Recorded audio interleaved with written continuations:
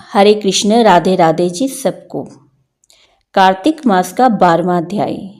11वें अध्याय में आपने श्रवण किया कि किस प्रकार जलंधर का विवाह वृंदा के साथ संपन्न हुआ और वृंदा को पत्नी के रूप में प्राप्त कर जलंधर शुक्राचार्य की सहायता से पृथ्वी पर राज्य करने लगा और देवताओं को पराजित करने लगा।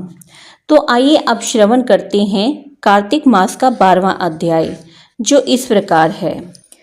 असुर संहारक भगवान विष्णु को जब देवताओं की स्थिति का ज्ञान हुआ तो उन्हें बहुत दुख हुआ और क्रोधित होकर गरुड़ पर चढ़ गए और लक्ष्मी माता से बोले कि तुम्हारे भाई जलंधर ने देवताओं को बहुत सताया है।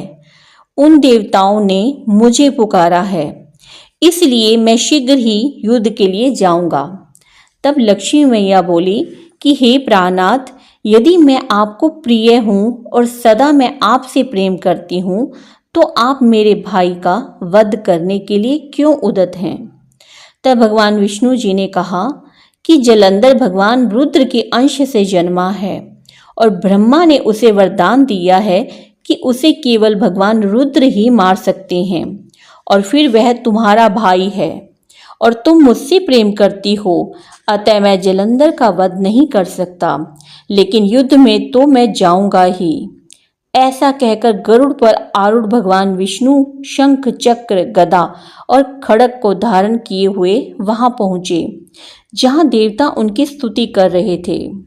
गरुड़ के पंखों की प्रचंड वायु से पीड़ित और बादलों द्वारा उड़ाए गए दैत्य आकाश में इस प्रकार उड़ने लगे जैसे बादल उड़ते हैं। जलंधर ने जब देखा कि असुर पवन से पीड़ित हो रहे हैं तो वह क्रोधित होकर विष्णु जी के पास पहुंचा और आगे की कथा हम श्रवण करेंगे 13वें अध्याय में कि आगे जलंधर और विष्णु भगवान जी का किस प्रकार युद्ध हुआ। इसी के साथ 12वां अध्याय समाप्त होता है। हरि बोल, हरि बोल, हरि बोल। राधे राधे जी सबको।